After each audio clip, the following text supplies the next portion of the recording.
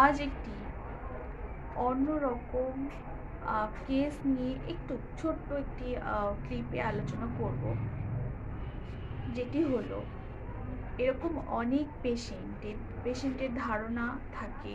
In fact আমি তাদের review পেয়েছি। তারা বলে থাকে যে সেতি ট্রিটমেন্ট নাকি হয় না, সেতি কোনো মেডিসিনেই সারে না, সেতি সারানো অসম্ভব ব্যাপার, সেতি ঠিকই হয় না।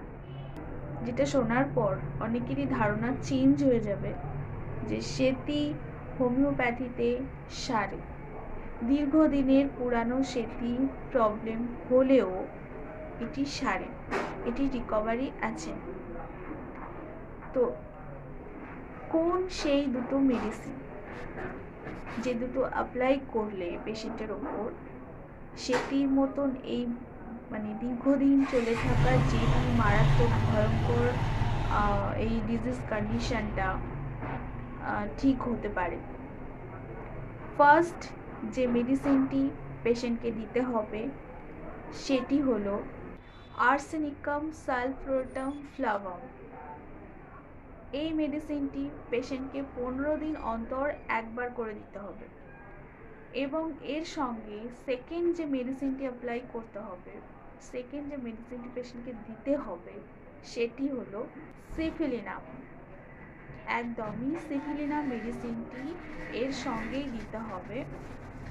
এটি মাসে একবার করে দিতে হবে। ফার্স্ট মেডিসিনটি দিতে হবে 15 দিন অন্তর একবার করে, এবং সেকেন্ড মেডিসিনটি দিতে হবে মাসে একবার করে। এই দুটো মেডিসিন যদি পেশেন্টকে ঠিকভাবে দেওয়া যায়, পেশেন্ট এই প্রবলেম থেকে খুব তাড়াতাড়ি রিকভারি পাবে এবং এই প্রবলেম থেকে সে একেবারে রিলিফ পাবে। এবার বিষয়টা হচ্ছে এই দুটো মেডিসিন কোন পোটেন্সিতে ইউজ করব। এই পোটেন্সিটা আমি বলবো না, আমি মেডিসিনের নাম দিতে বললাম।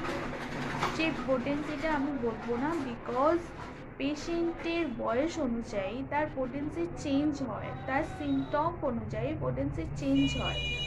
সেক্ষেত্রে আমি কোনো স্পেসিফিক একটা পোটেন্সি উল্লেখ করতে পারবো না। আপনারা যদি কন্ট্যাক্ট করতে চান তাহলে স্ক্রিনে দেওয়া নাম্বারে আমার সঙ্গে কন্ট্যাক্ট করতে পারেন। আমি অবশ্যই আপনার ডিজিজ কন্ডিশন অনুযায়ী আপনাকে সাহায্য করব।